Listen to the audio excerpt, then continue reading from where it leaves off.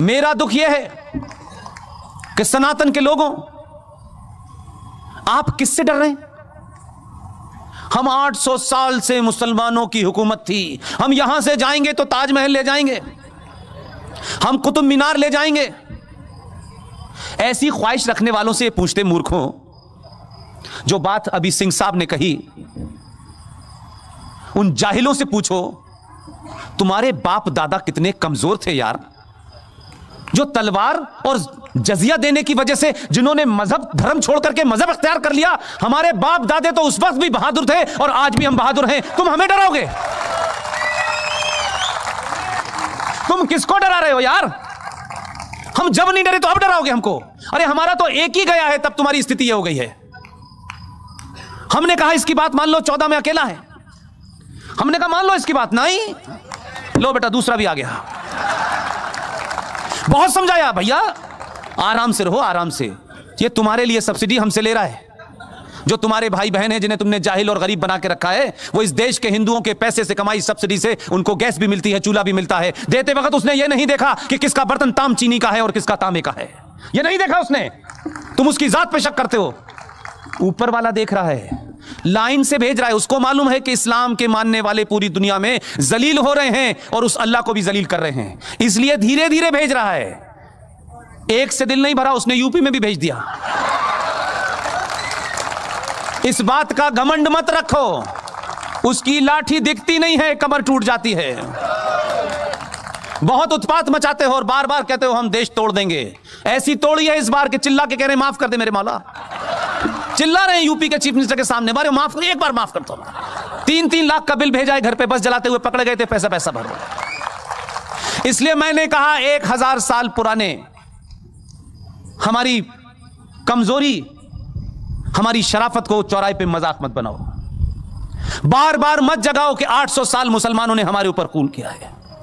यह सनातनी के अगर कान में चला गया और उसको समझ आ गया कि 800 साल बार बार यह आदमी बताता है कि हमारे गुलाम रहे हैं, हिंदुओं की औरतें हमारे हरम का हिस्सा थीं और हिंदू मर्द तो हमारा सिर्फ नौकर था और हमारी गंदगी साफ करता था, यह सनातनियों की समझ में आ गया तो एक तो अभी कानून से लिया है, पूरे 30,000 वापस लेंगे, ध्यान रखना। अभी सिलसिला शुरू हुआ है, हमने तो फिर भी कोर्ट के माध्यम से शुरू किया है। जिस दिन पागल हो गए हम तो मथुरा भी आएगा और काशी भी आएगी और 30,000 आएंगे और फिर बताएंगे कि तुमने इस देश में एक भी मस्जिद अपने हाथ से नहीं बनाई, तुमने हर मंदिर तोड़ा और उसके ऊपर गुम्मद बना दी, तुमने कुछ नहीं बनाया। अगर तुम्हारा इस्लामिक आर्किटेक्चर नाम का कोई फ्रॉड था तो भाई मुझे बताइए सऊदी अरब में कितने ताजमहल बने हैं, कितनी कुतुब मीनार बनी हैं? झूठे मक्कारों, किसी के मकान पे कब्जा करके नेम प्लेट लगाने से तुम्हारा मकान नहीं हो जाता। अगर इतना ही आर्किटेक्चर था तो कुछ दिखाई देता ना हमें।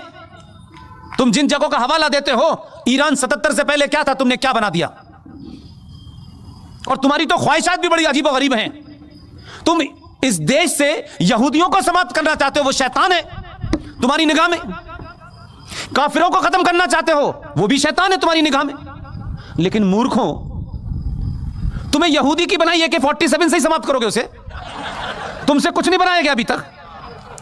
तुम कट्टा बना सकते हो, चाकू बना सकते हो। उसी काफिर के हथियार और उसी यहूदी के हथियार से तेल निकला, तब तुम्हें पता चला कि यहां तेल है, नहीं तो तुम्हारे लिए चंदा हो रहा था पूरी दुनिया से। तुम तो इतने एहसान फरामोश हो कि जिन्होंने तुम्हें कपड़े पहनना सिखाया, जिनकी वजह से पूरी दुनिया में आज ये कहते हो कि हम बहुत ताकतवर हैं, जिनकी बुनियाद पे हो आज भी वो टैप बंद कर दें तो टैप खोलना नहीं आता तुम्हें। चटाई और लोटा लेकर के अल्लाह को याद करने से कुछ नहीं होता। और आप इतने मक्कार हैं, इतने बुज़दिल हैं, आपका ईमान तो उस दिन पता चल गया कि आप रहते हिंदुस्तान में हैं, लेकिन आपका दिल धड़कता है फलस्तीन के मुसलमान के लिए, जिससे आपका कोई रिश्ता नहीं है। लेकिन अगर फलस्तीन के मुसलमान के लिए भारत की सरकारों पे दबाव बनाया जाए कि साहब फलस्तीन के हकों की, उनके मानव अधिकारों का हनन हो रहा है, तो हम इजराइल से संबंध नहीं रखना चाहिए, आपने भारत की बौनी सरकारों को सामने दबा दिया होगा, डरा दिया होगा, या भारत की सरकार इजराइल के साथ संबंध न रखे क्योंकि आपको तकलीफ होती है कि वहां जो आतंकवादी हैं, जो हमास है, जो इजराइल के लोगों से लड़ती है। आप मुझे बताइए, आपकी सारी ईमानदारी, साहब की ताकत कहां चली गई जब इसी मुल्क के बॉर्डर से लगता हुआ एक मुल्क है चीन, उसने कहा दाढ़ी आधी, पजामा नीचे, अजान बंद, मस्जिद खत्म, रोजा आधा, और मोहम्मद का नाम रखा तो ऊपर। कितने मक्कार मुसलमान हैं, ये जोकर नहीं जाता कभी।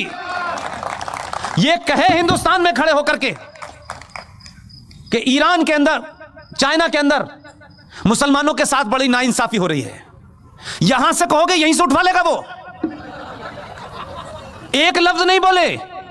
हम जैसे शरीफ लोग जो बार बार आपकी बातों में आ जाते थे, आप कभी हमें कव्वाली सुनाते हो, कभी आप हमें गजल सुनाते हो, हम तारीफ कर देते हैं तो आपको लगता है कि हम पागल हैं। हमें भी पता है आप क्या कह रहे हैं।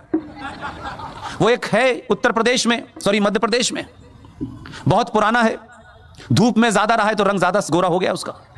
बात बात में शेर बताता है, ये किराएदार हैं, हम मकान मालिक हैं, जिन्हें क्या क्या शेर पड़ता है वो रोज हमको बताता है। हमारे बाप का मुल्क नहीं है, तुम्हारे बाप का मुल्क नहीं है। जिन्हें किस किस के बाप का मुल्क है, तुम्हारा बाप कौन है पहले तो ये बताओ। अरे अपने बाप का तो चयन कर लो, इस मुल्क के बाप का बताओ। हमको पता है हमारा बाप कौन है, और गलतफहमी ना रहे। हमने नहीं कहा था कि भाई गांधी जी को हमारा बाप बनाओ, किसी ने बना दिया, हमने मान लिया। हम आज भी नहीं मानते, वो एक लीडर थे, बस इतना ही बर है, ये हमारे ऊपर थोप दिया गया। वो भी क्या क्या बातें कहता है, आपको जवाब देना आना चाहिए। ये जो ताकतें हैं जिन्होंने इस देश में हिंदू मुस्लिम भाईचारे की आड़ में इस देश को मुसलमानों ने खोखला कर दिया,